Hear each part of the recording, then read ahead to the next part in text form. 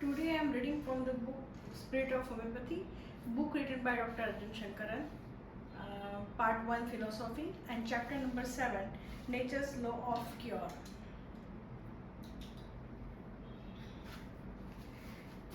Nature's Law of Cure. Discovery in science and progress in art, literature, spirituality, philosophy, technology, and other fields of human endeavor all fit into the pattern.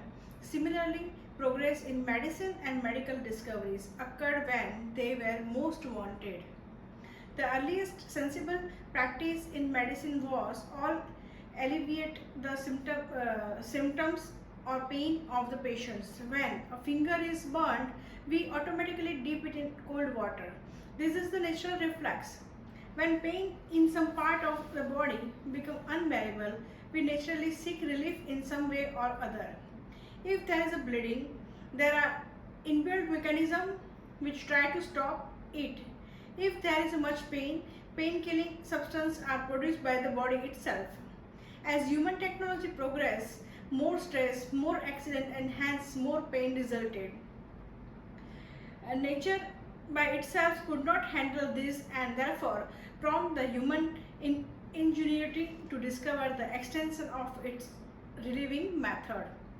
A part of modern medicine has to do with the drugs aimed at giving instant relief. Surgery too is an extension of nature's idea. When there is a cut on the skin, natural process of closing the wound and healing are set in the motion. When there is a foreign particle in the body, the system will try to throw it out. It is as if the body had an inbuilt surgeon. Human progress demanded more than the capacity of this inbuilt surgeon, and surgery came into the being. The fight against infections too was originally the domain of pure nature, but as human civilization crowded people together, infections increased to an intensity beyond nature's capacity to fight them alone. Antibiotics became a necessity, and this led to Dr. Alexander Fleming's discovery of the penicillin, the first antibiotic. Despite the progress in the pain relievers, surgery, and the antibiotics, the biggest and most basic problem in human health remained unsolved. What remained unsolved was disease itself, the dynamic, unhealthy state of the whole being. We have seen in the previous chapter that disease is a posture, a state of being of the person which is inappropriate in his present situations. How do we initially cure ourselves of such states? Take the example of the person who is to appear for an interview. You see him trembling with the fear, pacing up and down, panic writ large over to face. You tell him, why are you so scared? Are you going to face a lion? From this you will often see him tense up a little more for a moment and then he will relax. Let us examine how this happened. Firstly, we realize that the man was reacting disproportionately to the situation. By asking him, are you going to face a lion? You were in the fact telling him, you are reacting as if you were facing a lion, but that is not the situation now. By confronting him with an imaginary situation to which his present reactions would have been appropriate, you make him perceive that the reality is different. This perception checks his overreaction. Let me give a personal example. One day I started my car and had a funny noise from the fury noise from the engine. The car was moving in a jerky fashion. I was quite hesitant to take the car out. There was a fear that it would break down on the way. When I looked at my fear, I found it disproportionate to the situation. I asked myself, after all, why am I acting as if we are going to die in the middle of the African jungle? This made me feel relaxed and I could take the car without much hesitation or fear. Here too the same process of worked. by becoming aware of my false perception of the reality, means delusion as if the city were a jungle. My inappropriate and exaggerated response was checked and reversed.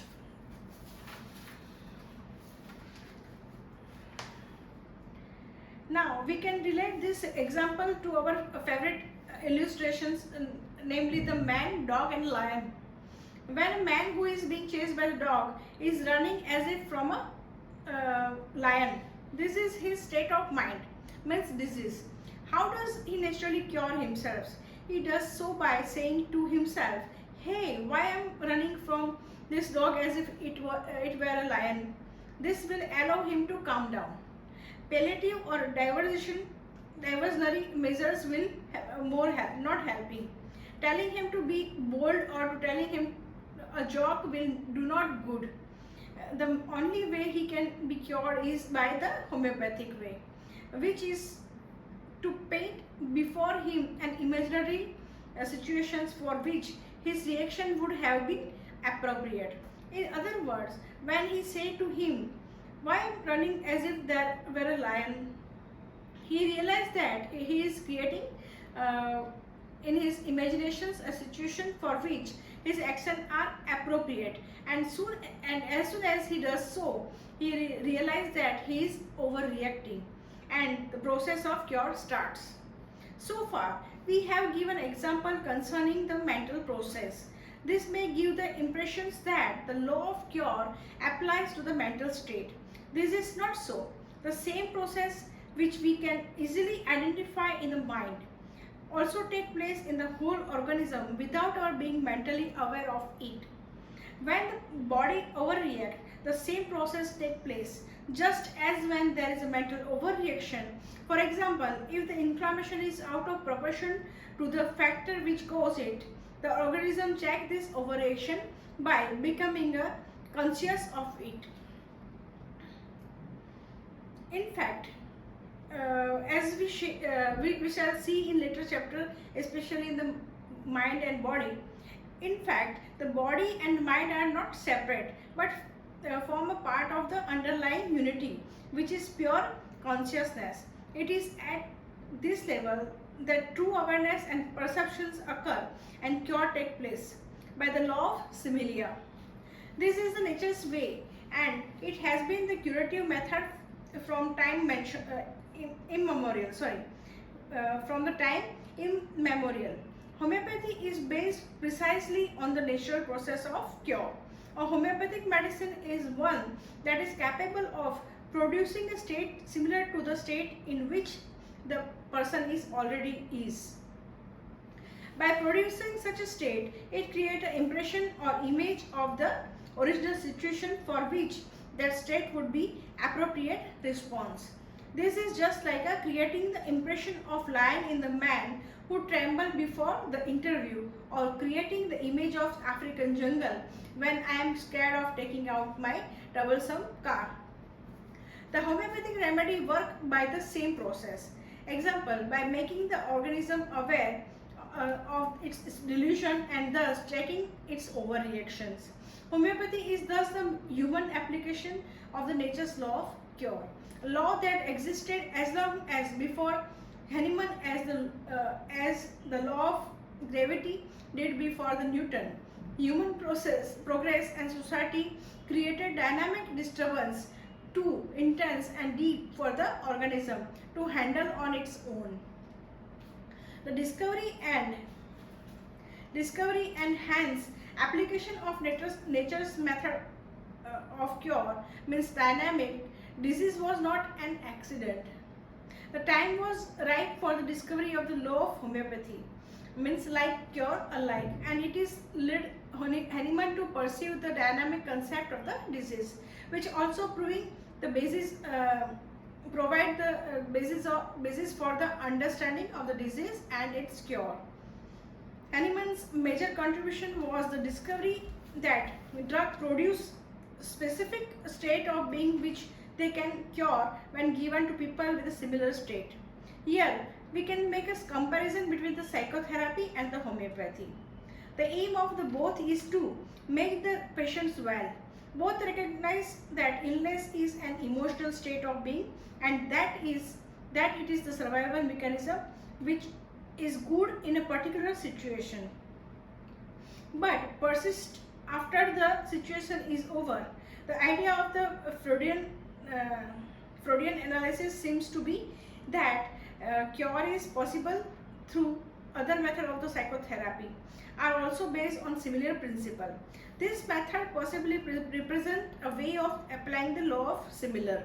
As far as I can see, one of the big disadvantage of this method is in treatment of emotional states, when the original situations that cause the state may not be in the lifetime of the persons, but in the born with a state.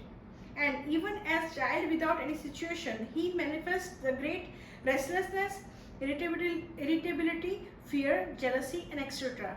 Just as it sounds ridiculous to subject such as infant to psychotherapy, we often see that the same state continue in the adulthood. There, here the homeopathic score over the psychotherapy, since it handles not only state originating in the lifetime of the person, but also what comes over from the previous generation. The homeopathic method concerns itself with the what is rather than why is, which often not easy to trace. The totality of the patient's emotional state is taken as a fact and is not mandatory to know exactly why it exists in order to find the remedy. This eliminate a lot of theorizing and interpretations, because different school of the psychology have different theories about the origin of the particular state. The third and probably greatest practical advantage is that homeopathy uses the physical general symptoms of the patients in order to confirm the impressions about his or her emotional state. More than any other system so far, we have tested a connection between the emotional and physical state. This not only make it easier to find the similar remedy, but also greatly enlarge the scope of theory to include element with a predominant physical problem. Thus, the homeopathy acts more quickly, surely, and gently than psychoanalysis and therapy in most cases, and its application is much wider. Homeopathy does the job beautifully of making the man look at himself and the setup he has made. It allows him to be more in the present, which is the real measure of the health. This is all about the philosophy, chapter 7, Nature's Law of Cure.